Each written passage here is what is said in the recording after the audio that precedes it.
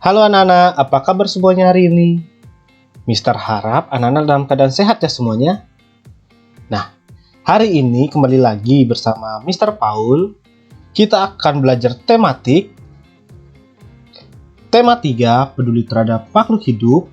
Subtema 2, keberagaman makhluk hidup di lingkunganku. Pembelajaran 6. Nah anak-anak, adapun tujuan pembelajaran hari ini. Yang pertama, siswa dapat menulis laporan hasil wawancara. Lalu yang kedua, hak dan kewajiban melestarikan hewan langka. Nah, anak-anak, kita masuk yang pertama, menulis laporan hasil wawancara.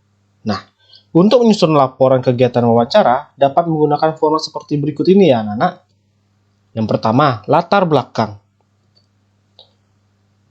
Menulis alasan melakukan wawancara. Contohnya, kami kelas 4 mendapatkan tugas untuk melakukan wawancara tentang tumbuhan dan hewan kepada masyarakat di sekitar tempat tinggal kami. Nah, ini adalah latar belakang untuk melakukan wawancara. Lalu yang kedua, maksud dan tujuan. Menuliskan maksud dan tujuan dilakukannya wawancara. Contohnya, tujuan kegiatan ini adalah untuk menggali informasi lebih lanjut dan memperdalam pemahaman tentang berbagai jenis hewan dan tumbuhan di sekitar tempat tinggal kami, yang meliputi karakteristik tumbuhan dan hewan serta kaitannya dengan tempat hidupnya, serta hak dan tanggung jawab terhadap lingkungan. Nah, yang ketiga, topik wawancara. Menuliskan topik wawancara, contohnya, tumbuhan dan hewan di sekitarku.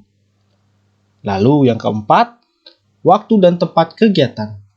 Nah, menuliskan waktu dan tempat wawancara, contohnya, wawancara ini dilaksanakan hari Senin, tanggal 22 September 2021. Waktunya pukul 8 sampai pukul 9 WITA.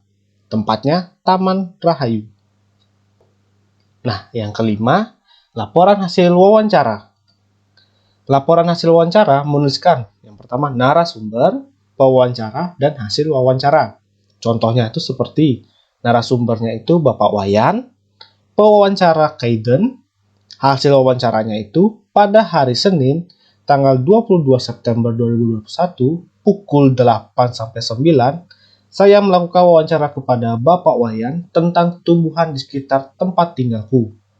Nah, lalu yang keenam, kesimpulan. Menuliskan kesimpulan dari hasil wawancara anak-anak semua. Nah, anak-anak, laporan hasil wawancara ini anak-anak bisa ketik dan bisa anak-anak publish jika nanti anak-anak melakukan wawancara. Nah, selanjutnya, hak dan kewajiban melestarikan hewan langka. Sebelumnya, kamu telah mengetahui tentang hak dan kewajiban terhadap hewan yang ada di sekitar kita. Nah, kita perlu menjaga keseimbangan dan kelestarian hewan-hewan tersebut untuk kelangsungan kehidupan di muka bumi. Beberapa upaya yang dapat dilakukan untuk menjaga hewan langka antara lain.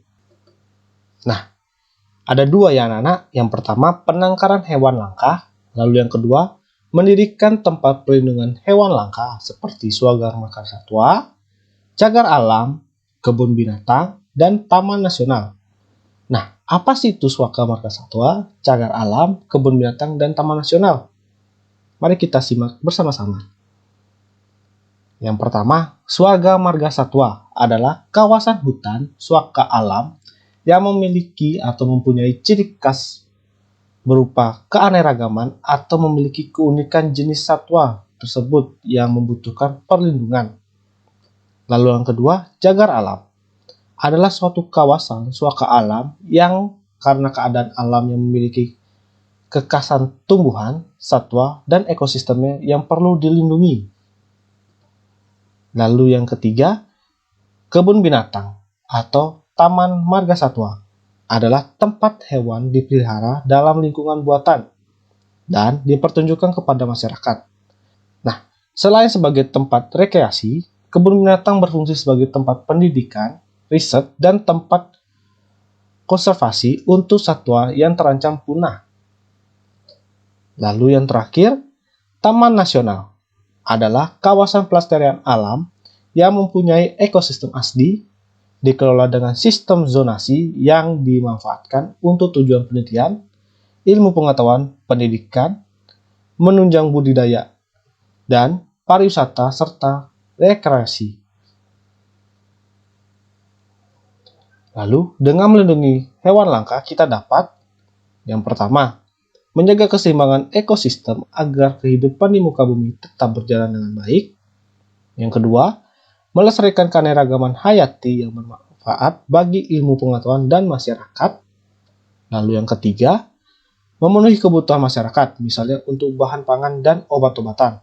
Nah, lalu cara yang dapat kita lakukan untuk melestarikan dan melindungi hewan langka adalah yang pertama, memahami pentingnya hewan langka bagi alam dan manusia. Lalu yang kedua, berbagi informasi kepada orang lain tentang keindahan dan manfaat hewan langka. Yang ketiga, mengunjungi tempat pelestarian hewan langka.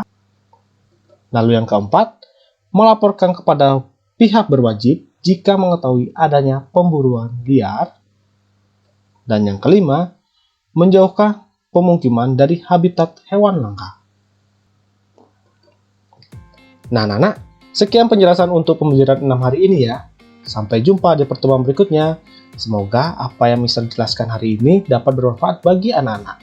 Dan tetap semangat belajar ya. Terima kasih.